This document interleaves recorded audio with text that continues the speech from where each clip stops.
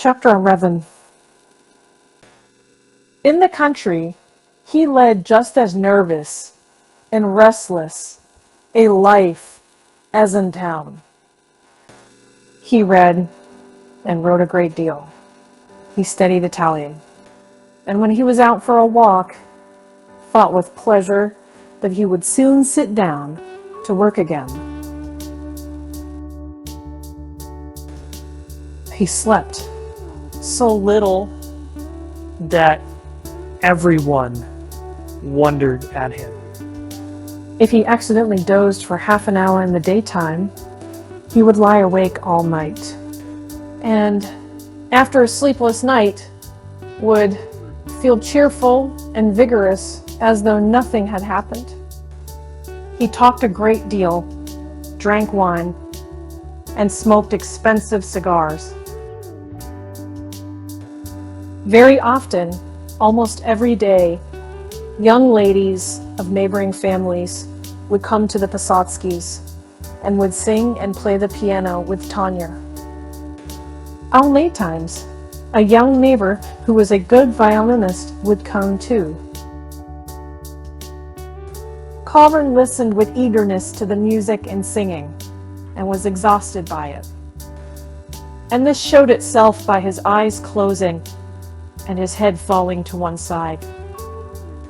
One day, he was sitting on the balcony after evening tea, reading. At the same time, in the drawing room, Tanya, taking soprano, one of the young ladies a contralto, and the young man with his violin were practicing a well-known serenade with bragas.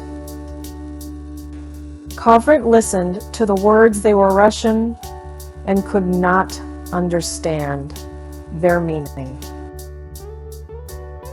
At last, leaving his book and listening attentively, he understood. A maiden, good full of sick fancies, heard one night in her garden, and mysterious sounds, so strange and lovely that she was obliged to recognize them as a holy harmony, which is unintelligible to us mortals, and so flies back to heaven. Kavrin's eyes began to close. He got up and in exhaustion walked up and down the drawing room and then the dining room. When the singing was over, he took Tanya's arm and with her went out on the balcony. "I have been all day thinking of a legend," he said. "I don't remember whether I have read it somewhere or heard it, but it is a strange and almost grotesque legend. To begin with, it is somewhat obscure. 1,000 years ago, a monk dressed in black wandered about the desert, somewhere in Syria or Arabia. Some miles from where he was, some fishermen saw another black monk who was moving slowly over the surface of the lake. The second monk was a mirage. Now forget all the laws of optics, which the legend does not recognize, and listen to the rest. From that mirage, there was cast another mirage, and from that, other a third.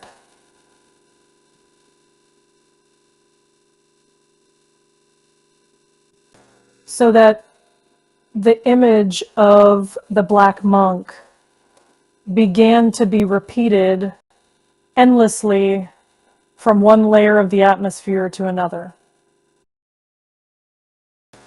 So that he was seen at one time in Africa, at another in Spain, then in Italy, then in the far north. Then he passed out of the atmosphere of the earth. And now he is wandering all over the universe, still never coming into conditions in which he might disappear. Possibly he may be seen now in Mars, or in some star of the Southern Cross. But my dear, the real point on which the whole legend hangs lies in the fact that exactly 1,000 years from the day when the monk walked in the desert, the mirage will return to the atmosphere of the earth again and will appear to men. And it seems that the 1,000 years is almost up. According to the legend, we may look out for the black monk today or tomorrow. A queer mirage, said Tanya, who did not like the legend. But the most wonderful part of it all, laughed Kovarin, is that I simply cannot recall where I got this legend from. Have I read it somewhere? Have I heard it?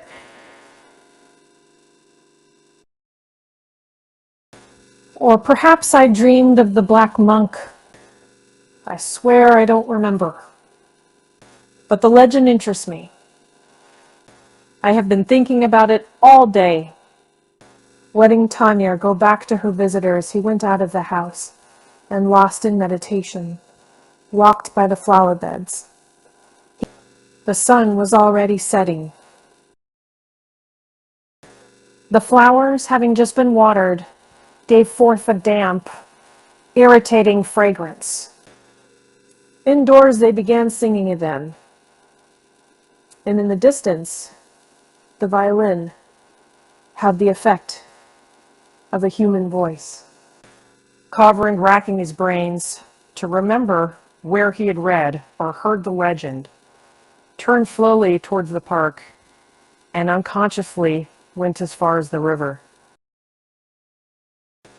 By a little path that ran along the steep bank between the bare roots, he went down to the water, disturbed the peewits there, and frightened 2 ducks.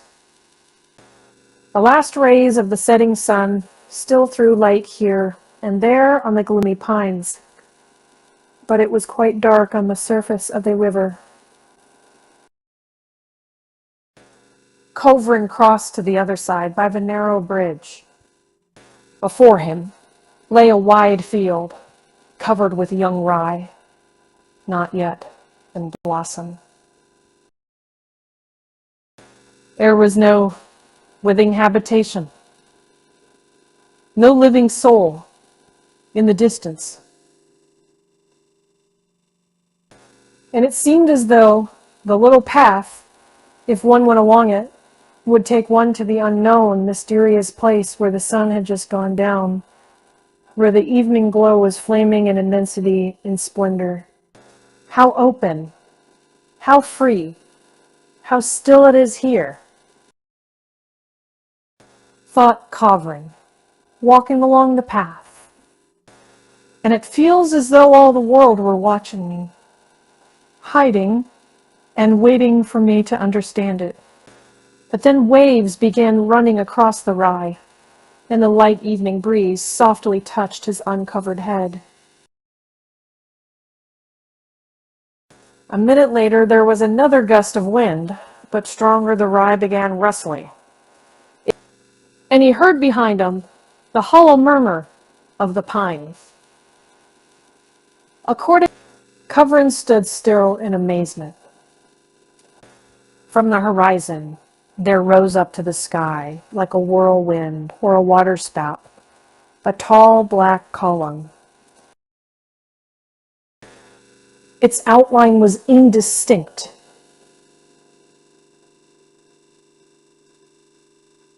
But from the first instant, it could be seen that it was not standing still, but moving with fearful rapidity, moving straight towards Kovarin. And the nearer it came, the smaller and the more distinct it was. Kovarin moved aside into the rye to make way for it, and only just had time to do so. A monk, dressed in black, with a gray head and black eyebrows, His arms crossed over his breast, floated by him, as their feet did not touch the earth. After he had floated 20 feet beyond him, he looked round at Kovrin and nodded to him with a friendly but sly smile. But what a pale, fearfully pale, thin face! Beginning to grow larger again, he flew across the river, collided noiselessly with the claybank and pines, and passing through them, vanished like smoke. "Why, you see," muttered Kovrin, "there must be truth in the legend." Without trying to explain to himself the strange apparition, glad that he had succeeded in seeing so near and so distinctly not only the monk's black garments, but even his face and eyes agreeably excited, he went back to the house. In the park and in the garden, people were moving about quietly. In the house, they were playing, so he alone had seen the monk. He had an intense desire to tell Tanya and Yegor Semyonich, but he reflected that they would certainly think his words the ravings of delirium, and that would frighten them. He had better say nothing. He laughed aloud, sang, and danced the mazurka. He was in high spirits, and all of them, the visitors and Tanya, thought he had a peculiar look, radiant and inspired, and that he was very interesting.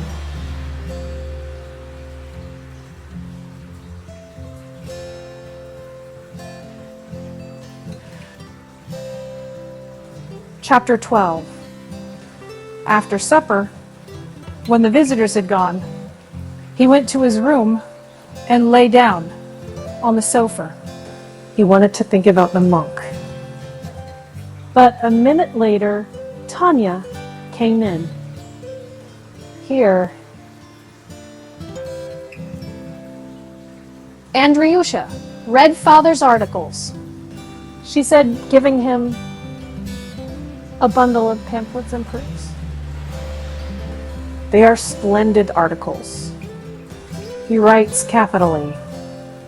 "Capitally, indeed,"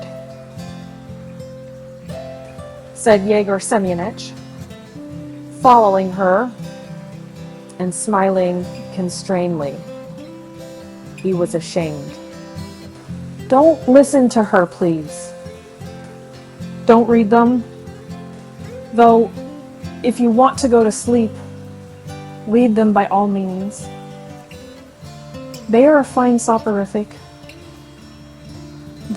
"I think they are splendid articles," said Tanya, with deep conviction. "You read them, Andriusha, and persuade Father to write oftener. He could write a complete manual of horticulture."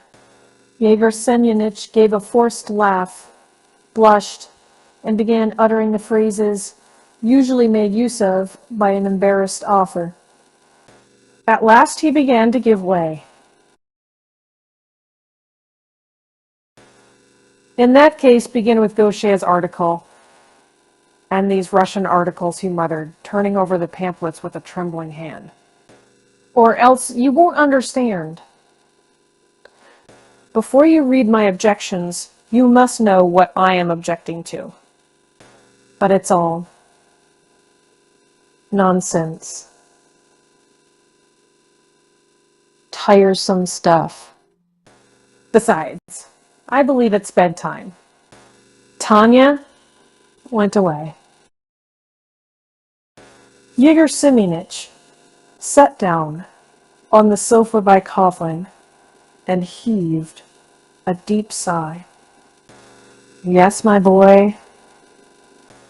And he began after a pause.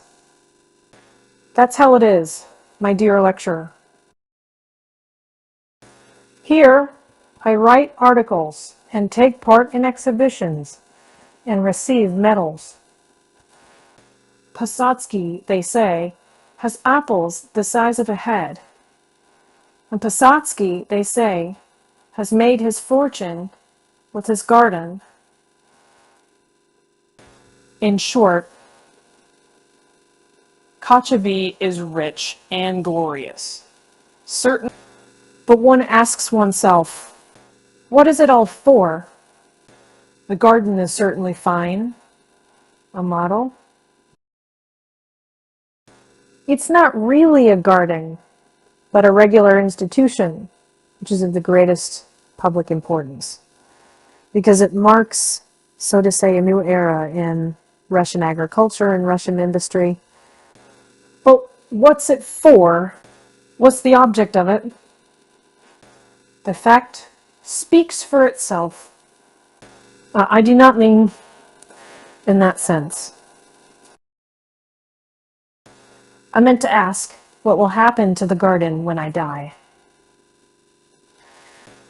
In the condition in which you see it now, it would not be maintained for 1 month without me. The whole secret of success lies not in its being a big garden or a great number of laborers being employed in it, but in the fact that I love the work. Do you understand? I love it, perhaps more than myself. Look at me. I do everything myself. I work from morning to night. I do all the grafting myself, the pruning myself, the planting myself. I do it all myself. When anyone helps me, I am jealous and irritable till I am rude. The whole secret lies in loving it, that is, in the sharp eye of the master. Yes, and in the master's hands, and in the feeling that makes one. When one goes anywhere for an hour's visit, sit, fill at ease, with one's heart far away, afraid that something may have happened in the garden. But when I die, who will look after it? Who will work? The gardener? The laborers? Yes?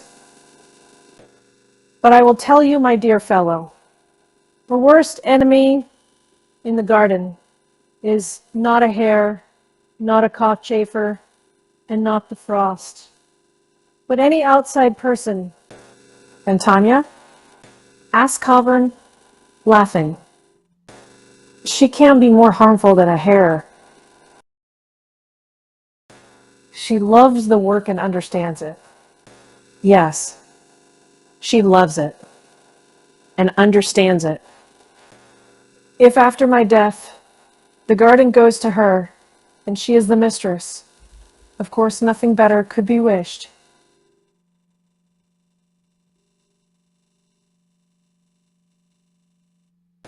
But if, which God forbid, she should marry, Yegor Seninich whispered, and looked with a frightened look at Kovrin. That's just it. If she marries and children come, she will have no time to think about the garden. What I fear most is she will marry some fine gentleman. And he will be greedy, and he will let the garden to people who will run it for profit. And everything will go to the devil the very first year. In our work, females are the spooge of God. Yegor Semenich sighed and paused for a while. Perhaps it is egoism, but I tell you frankly, I don't want Tanya to get married. I am afraid of it. There is one young dandy comes to see us, bringing his violin and scraping on it. I know Tanya will not marry him, I know it quite well, but I can't bear to see him. Altogether, my boy, I am very queer. I know that. Yegorseminich got up and walked about the room in excitement, and it was evident that he wanted to say something very important, but could not bring himself to it. I am very fond of you, and so I am going to speak to you openly, he decided at last, thrusting his hands into his pockets.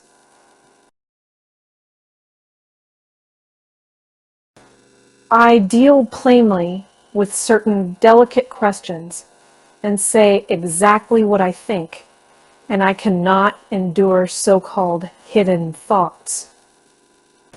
I will speak plainly. You are the only man to whom I should not be afraid to marry my daughter. You are a clever man with a good heart and would not let my beloved work go to ruin. And the chief reason is that I love you as a son, and I am proud of you. If Tanya and you could get up a romance somehow, then, well, I should be very glad and even happy. I tell you this plainly, without mincing matters, like an honest man. Kavrin laughed. Yegorseminich opened the door to go out and stood in the doorway. If Tanya and you had a son, I would make a horticulturist of him, he said, after a moment's thought. However, this is idle dreaming. Good night. Left alone, Kavrin settled himself more comfortably on the sofa and took up the articles.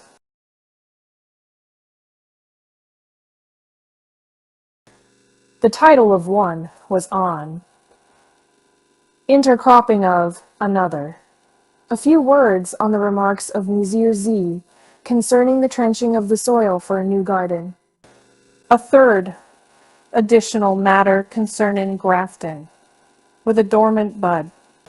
And they were all of the same sort. But what a restless, jerky tone. What nervous, almost hysterical passion. Here was an article, one would have thought, with most peaceable and impersonal contents. The subject of it was the Russian Antonovsky apple. But Yegorseminich began it with Audiatores altera pars and finished it with Sapienta sap.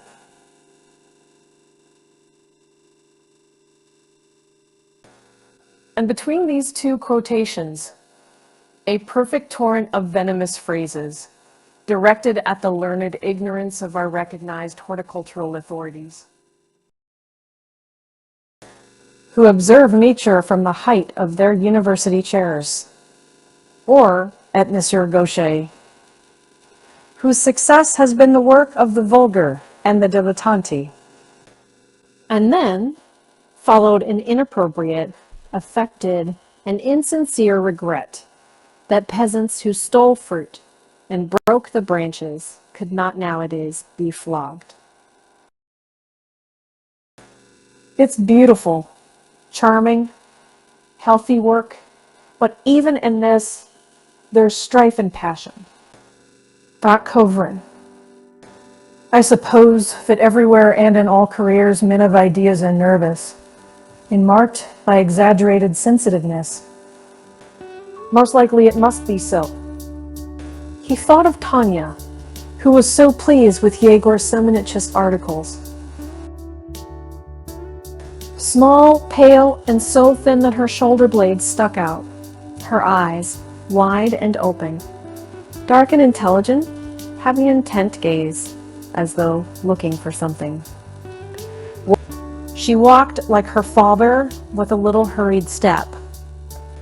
She talked a great deal and was fond of arguing, accompanying every phrase, however insignificant, with expressive mimicry and gesticulation. No doubt she was nervous in the extreme. Kovrin went on reading the articles, but he understood nothing of them and flung them aside. The same pleasant excitement with which you had earlier in the evening danced the mazurka, and listened to the music was now mastering him again, and rousing a multitude of thoughts. He got up and began walking about the room, thinking about the black monk. It occurred to him that if this strange supernatural monk had appeared to him only, that meant that he was ill and had reached the point of having hallucinations. This reflection frightened him, but not for long. But I am all right, and I am doing no harm to anyone. So there is no harm in my hallucinations, he thought, and he felt happy. Again, he sat down on the sofa and crossed his hands round his head, restraining the unaccountable joy which filled his whole being. He then paced up and down again and sat down to his work. But the thought that he read in the book did not satisfy him. He wanted something gigantic, unfathomable, stupendous. Towards morning he undressed and reluctantly went to bed. He ought to sleep. When he heard the footsteps of Yegor Semyonich going out into the garden, Kovrin rang the bell and asked the footman to bring him some wine. He drank several glasses of Lafitte, then wrapped himself up, head and all. His consciousness grew clouded, and he fell asleep. Chapter 13.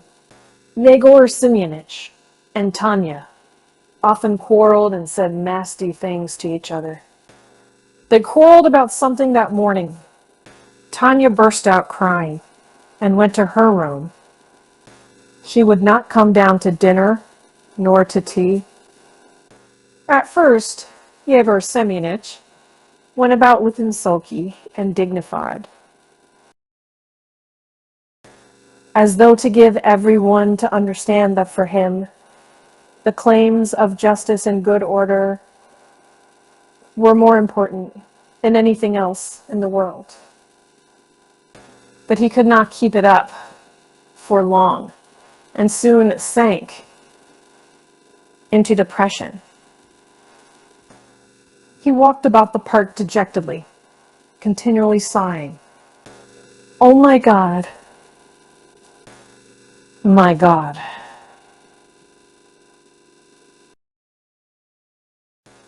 And at dinner, did not eat a morsel. At last, guilty and conscience-stricken, he knocked at the locked door and called timidly, "Tanya, Tanya." And from behind the door came a faint voice, weak with crying, but still determined. "Leave me alone, if you please." The depression of the master and mistress was reflected in the whole household, even in the laborers working in the garden. Kovrin was absorbed in his interesting work. But at last he, too, felt dreary and uncomfortable. To dissipate the general ill humor in some way, he made up his mind to intervene. And towards evening he knocked at Tanya's door. He was admitted. Fee, fee, for shame.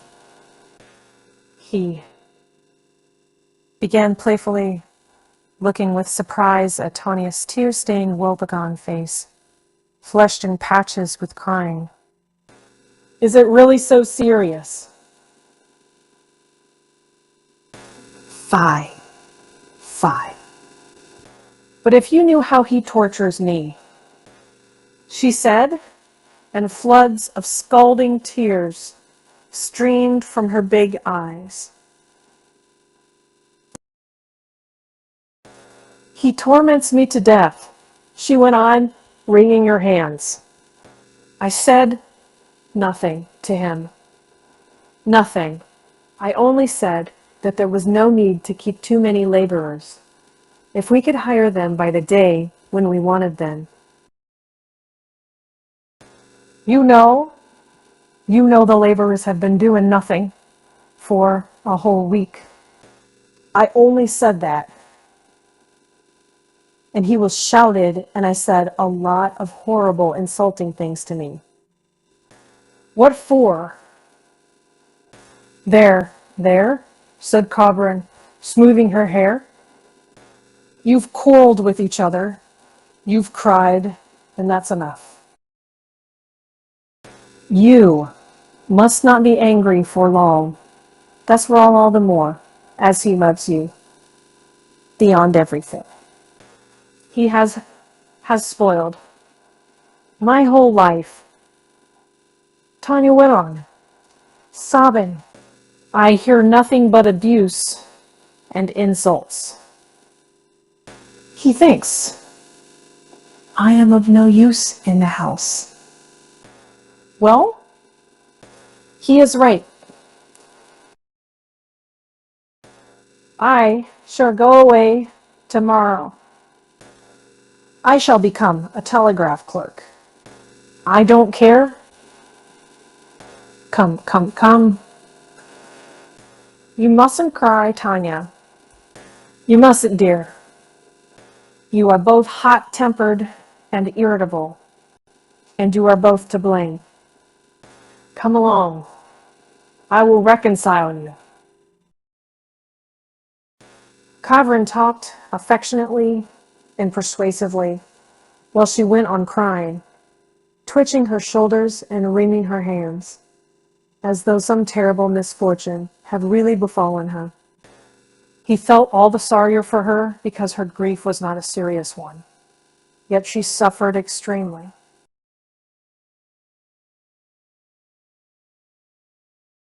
What trivialities were enough to make this little creature miserable for a whole day, perhaps for her whole life? Comforting Tanya, Cobran thought that, apart from this girl and her father, he might hunt the world over and would not find people who would love him as one of themselves, as one of their kindred.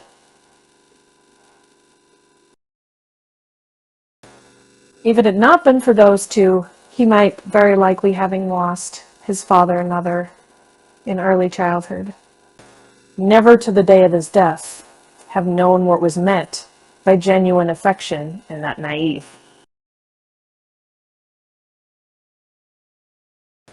Uncritical love, which is only lavished on very close blood relations.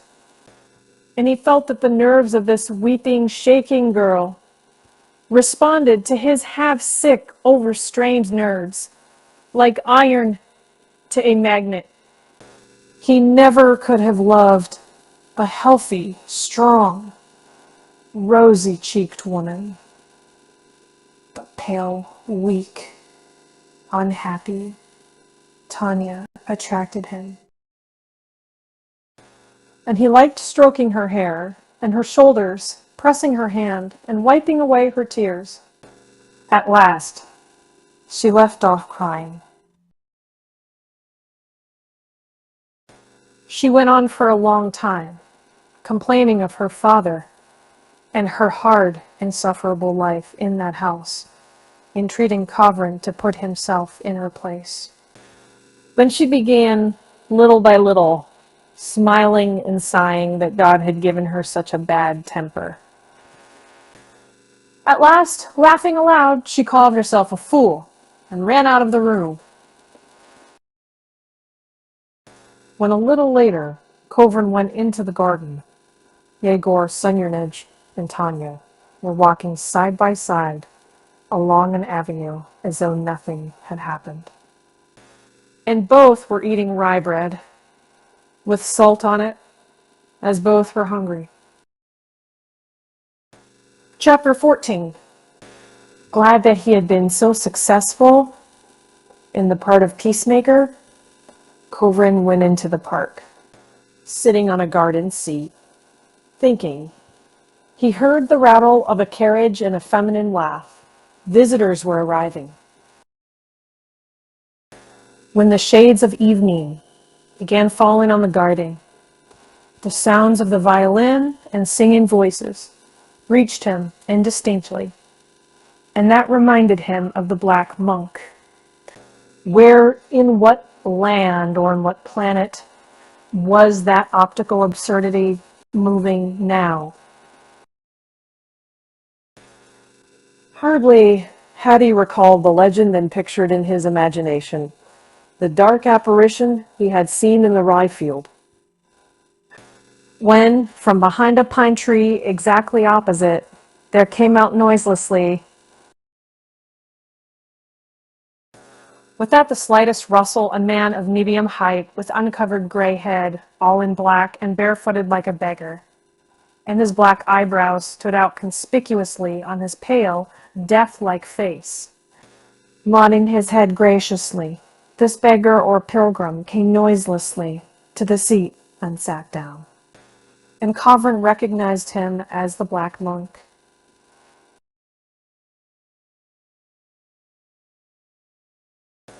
For a minute, they looked at one another, Kovrin with amazement, and the monk with friendliness, and, just as before, a little slyness, as though he were thinking something to himself.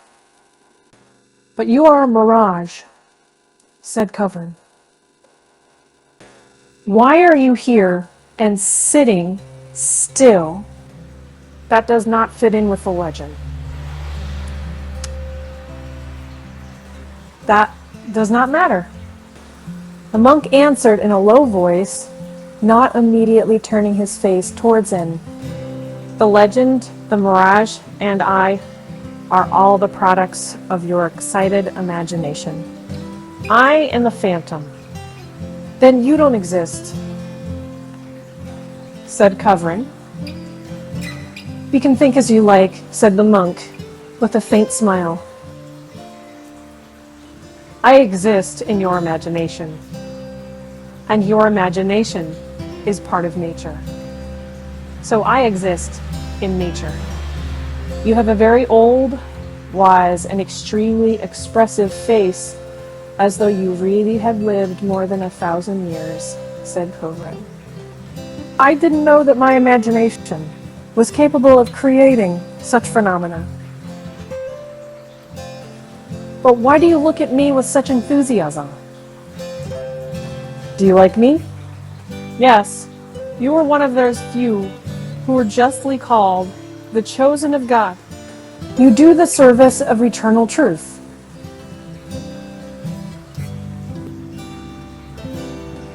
Your thoughts, your designs, the marvelous studies you were engaged in, and all your life bear the divine, the heavenly stamp, seeing that they are consecrated to the rational and the beautiful bodies, to what is eternal. You said eternal truth, but is eternal truth of use to man, and within his reach if there is no eternal life?" "There is eternal life," said the monk. "Do you believe in the immortality of man?" "Yes, of course. A grand, brilliant future is in store for you men. And the more there are like you on earth, the sooner will this future be realized. Without you, who serve the higher principle and live in full understanding and freedom, mankind would be of little account. Developing in a natural way, it would have to wait a long time for the end of its earthly history. You will lead it some thousands of years earlier into the kingdom of eternal truth, and therein lies your supreme service. You are the incarnation of the blessing of God, which rests upon men. And what is the object of eternal life? Asked Kavrin.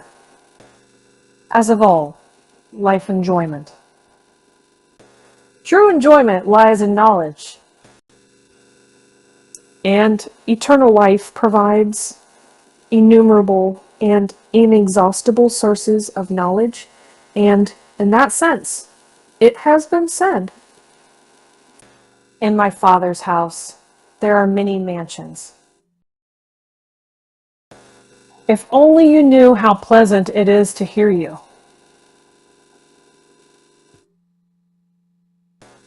And they said, Kavrin, rubbing his hands with satisfaction, "I am very glad. But I know that when you go away, I shall be worried by the question of your reality. You are a phantom, a hallucination. So I am mentally deranged, not normal. What if you are? Why trouble yourself?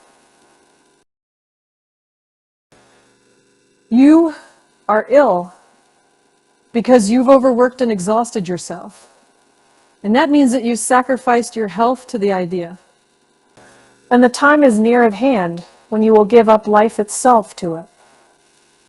What could be better? That is the goal towards which all divinely endowed, noble natures strive. If I know I am mentally affected, can I trust myself? And are you sure that the men of genius, whom all men trust, did not see phantoms too? The learned say now that genius is allied to madness.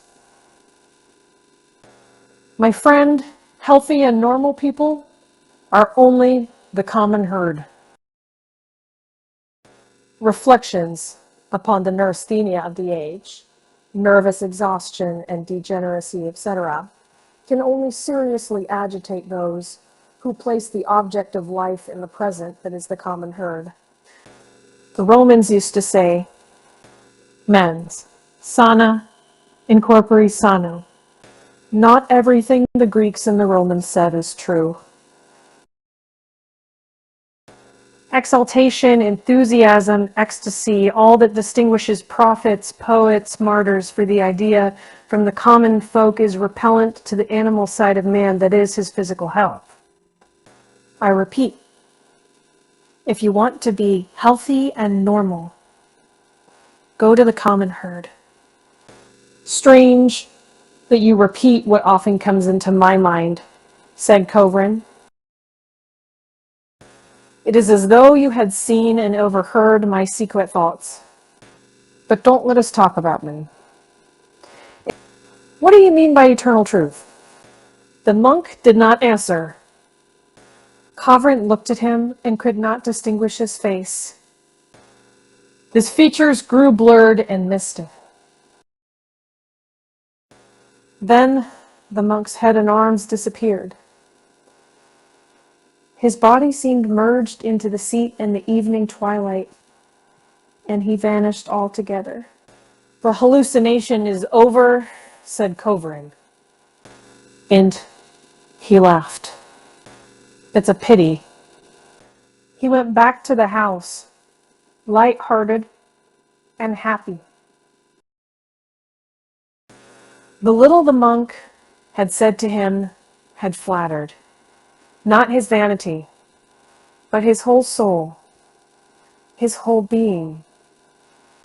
To be one of the chosen, to serve eternal truth, to stand in the ranks of those who could make mankind worthy of the kingdom of God some thousands of years sooner, that is.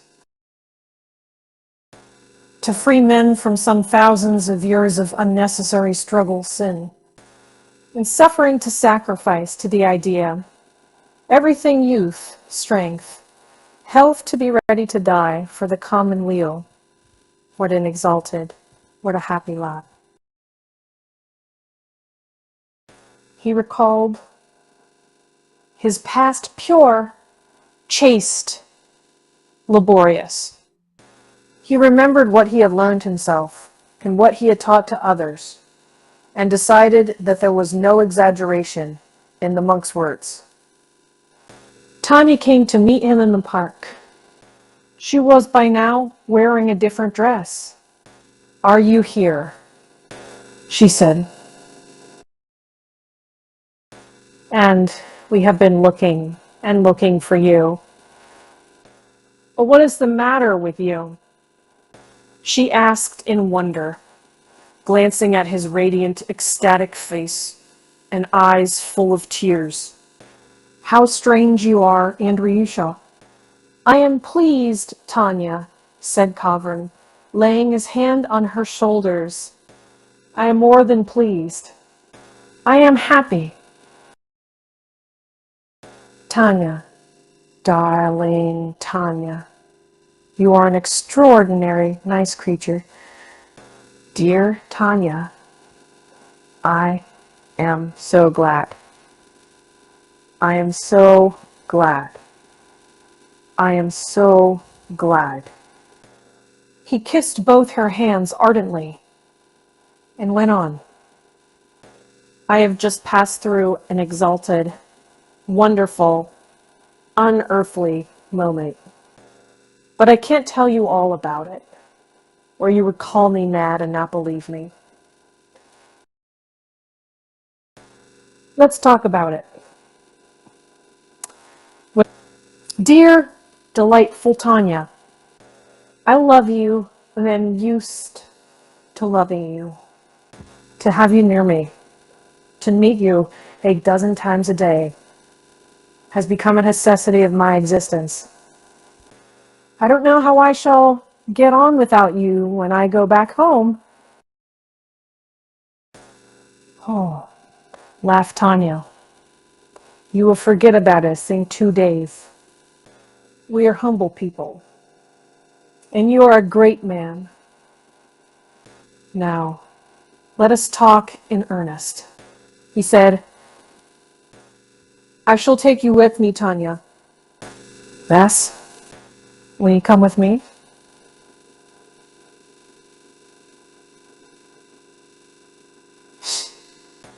"Will you be mine?" "Come," said Tanya, and tried to laugh again. But the laugh would not come, and patches of color came into her face. She began breathing quickly and walked very quickly, but not to the house, but further into the park. "I was not thinking of it. I was not thinking of it," she said, wringing her hands in despair. And Kavran followed her and went on talking, with the same radiant, enthusiastic face. "I want a love that will dominate me altogether. And that love, only you, Tanya, can give me. I am happy, unhappy." She was overwhelmed and huddling and shrinking together, seemed 10 years older all at once. Well, he thought her beautiful and expressed his rapture aloud. "How lovely she is." Chapter 15. Learning from Kavran that not only a romance had been got up, but that there would even be a wedding. Yegor Semyonich spent a long time in pacing from one corner of the room to the other, trying to conceal his agitation. His hands began trembling, his neck swelled, turned purple, and he ordered his racing droshky and drove off somewhere.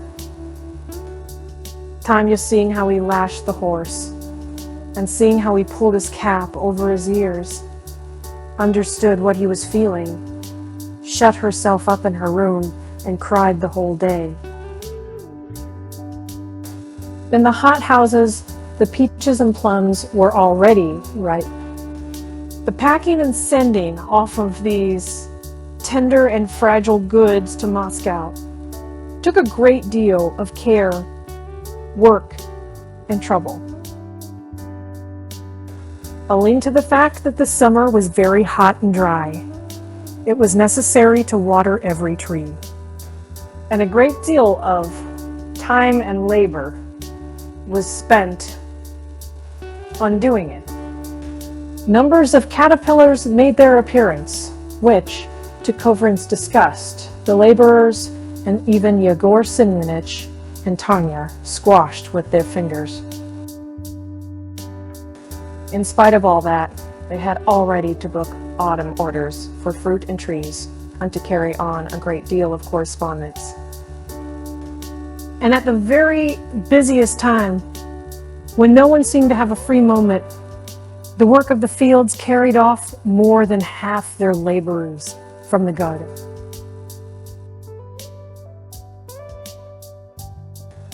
Yegor Semyonich, sunburned, exhausted, ill-humored, galloped from the fields to the garden and back again, cried that he was being torn to pieces and that he should put a bullet through his brains.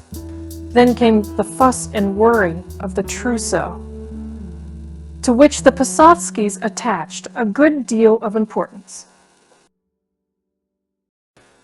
Everyone's head was in a whirl from the snipping of the scissors, the rattle of the sewing machine, the smell of hot irons, and the caprices of the dressmaker, a huffy and nervous lady. And as ill luck would have it, visitors came every day, who had to be entertained, fed, and even put up for the night. But all this hard labor passed unnoticed, as though in a fog. Tanya felt that love and happiness had taken her unawares, though she had, since she was 14, for some reason been convinced that Kovrin would marry her and no one else. She was bewildered, could not grasp it, could not believe herself.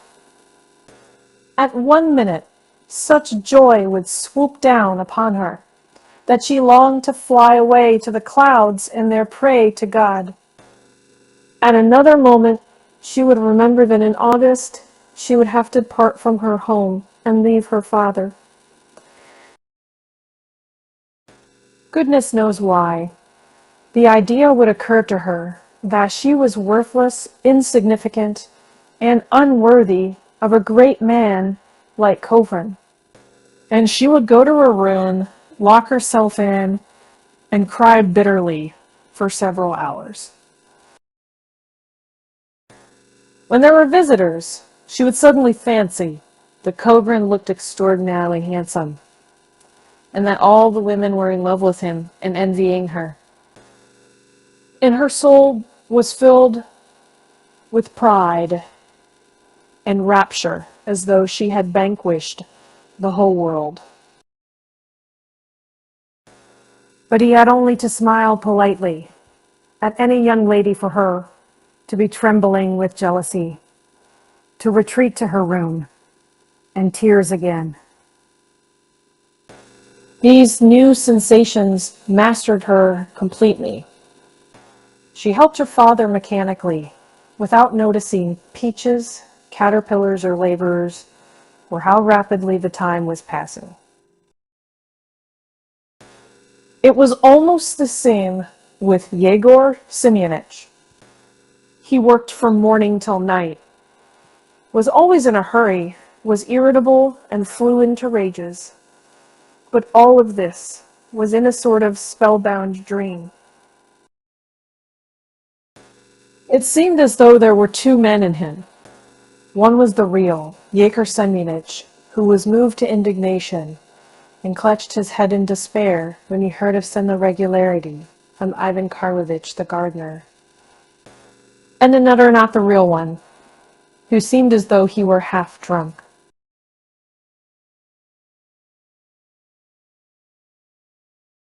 Would interrupt a business conversation at half a word, touch the gardener on the shoulder, and begin muttering. Say what you like. There is a great deal in blood. His mother was a wonderful woman, most high-minded and intelligent. It was a pleasure to look at her good, candid, pure face. It was like the face of an angel. She drew splendidly, wrote verses, spoke 5 foreign languages, sang. Poor thing. She died of consumption.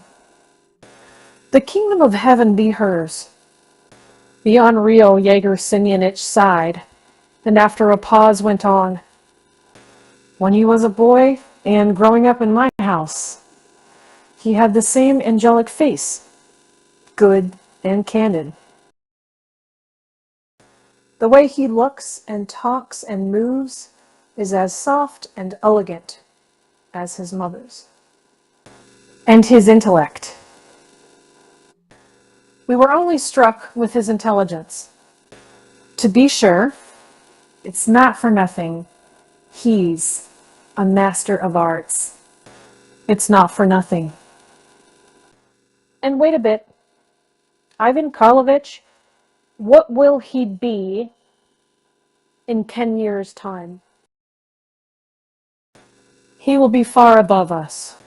But at this point, the real Yegor Semyonich, suddenly coming to himself, would make a terrible face, would clutch his head and cry, "The devils! They have spoiled everything. They have ruined everything. They have spoilt everything. The garden's done for. The garden's ruined." Kavrim, meanwhile, worked with the same ardor as before, and did not notice the general commotion. Love only added fuel to the flames. After every talk with Tanya, he went to his room, happy and triumphant, took up his book or his manuscript with the same passion with which he had just kissed Tanya, and told her of his love. What the black monk had told him of the chosen of God, of the eternal truth, of the brilliant future of mankind, and so on, gave peculiar and extraordinary significance to his work, and filled his soul with pride and the consciousness of his own exalted consequence. Once or twice a week, in the park or in the house, he met the black monk and had long conversations with him. But this did not alarm him, but on the contrary, delighted him, as he was now firmly persuaded that such apparitions only visited the elect few, who rise up above their fellows and devote themselves to the service of the idea. One day, the monk appeared at dinner time and sat in the dining room window.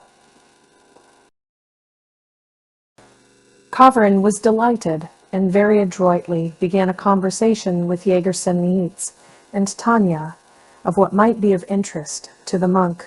The black-robed visitor listened and nodded his head graciously. And Yegor Semyonich and Tanya listened too, and smiled daily without suspecting that Kavrin was not talking to them, but to his hallucination.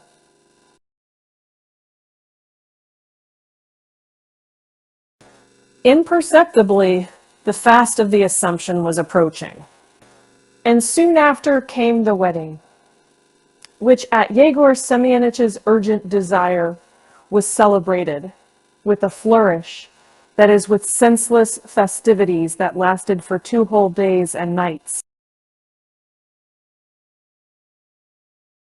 3,000 rubles worth of food and drink was consumed.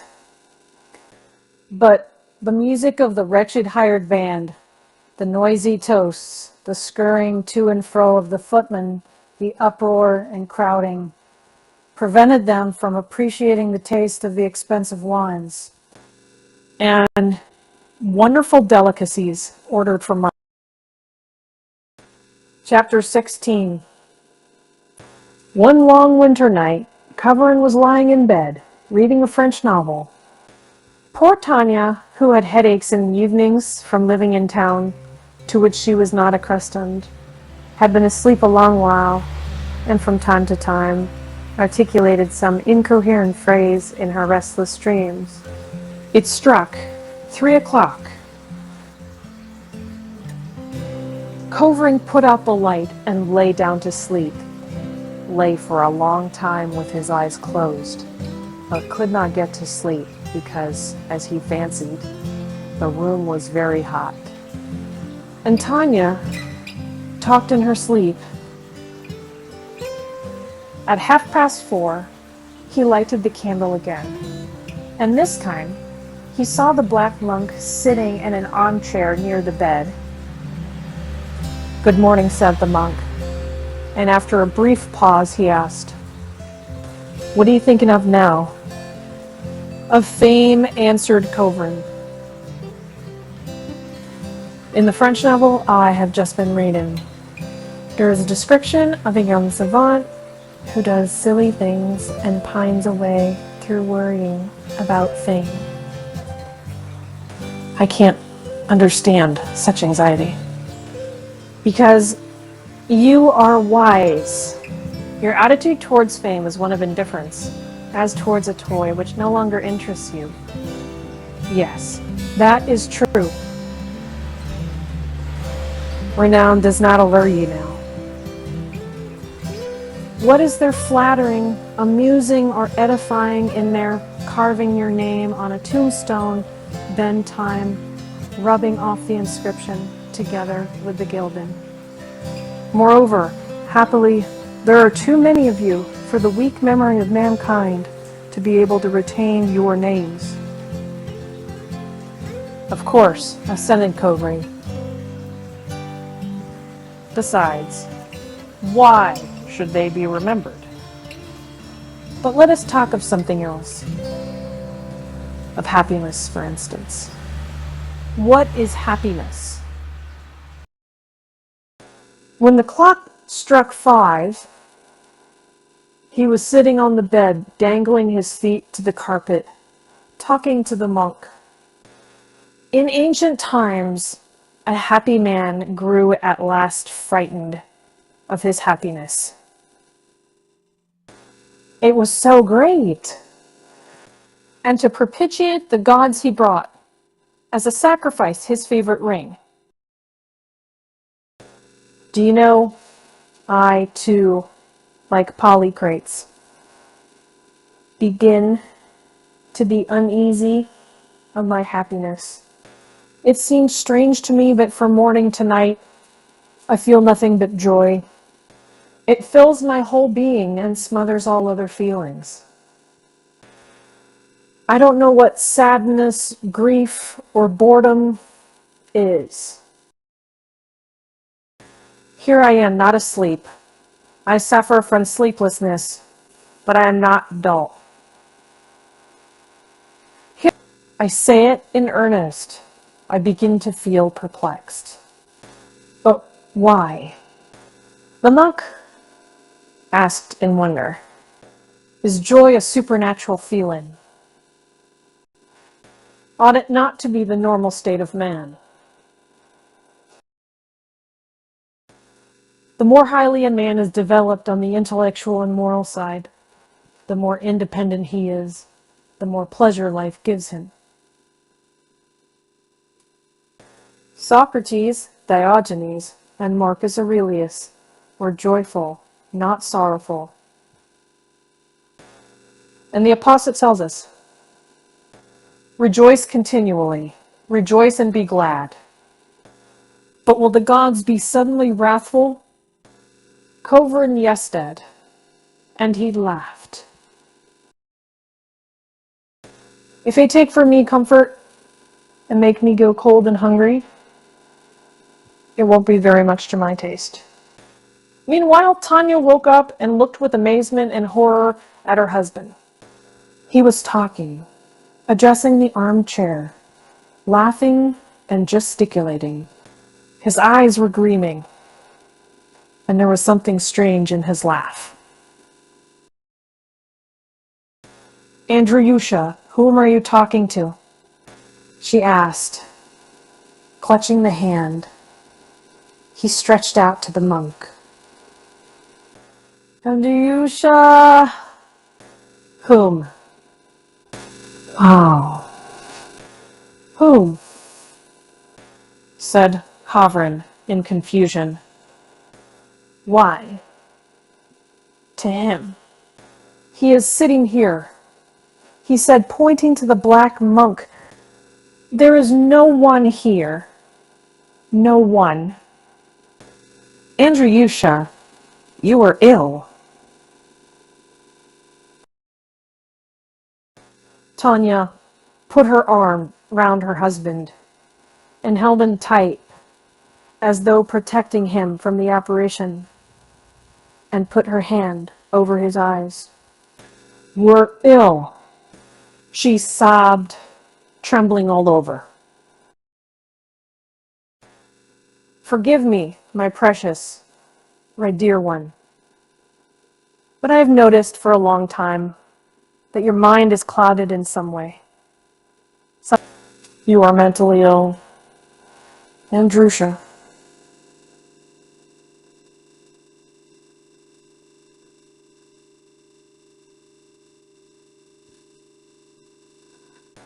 Her trembling infected him too. He glanced once more at the armchair, which was now empty, felt a sudden weakness in his arms and legs, was frightened, and began dressing. It's nothing, Tanya. It's nothing. He muttered, shivering. I really am not quite well. It's time to admit that. I have noticed it for a long time, and Father has noticed it, she said, trying to suppress her sobs. You talk to yourself. Smile somehow strangely and can't sleep. Oh my God, save us, she said in terror. But don't be frightened. Andrusha, for God's sake, don't be frightened. She began dressing too. 17. Only now, looking at her, Kovrin realized the danger of his position, realized the meaning of the black monk and his conversations with him. It was clear to him now that he was mad. Neither of them knew why. They dressed and went into the dining room. She in front and he following her. There they found Yegor Semyonich standing in his dressing gown and with a candle in his hand. He was staying with them and had been awakened by Tanya's sobs. Don't be frightened, Andreyusha, Tanya was saying, shivering as though in a fever. Don't be frightened. Father, it will all pass over. It will all pass over. Kovrin was too much agitated to speak. He wanted to say to his father-in-law in a playful tone, congratulate me. It appears I have gone out of my mind. But he could only move his lips and smile bitterly. At 9 o'clock in the morning, they put on his jacket and fur coat wrapped him up in a shawl, and took him in a carriage to a doctor.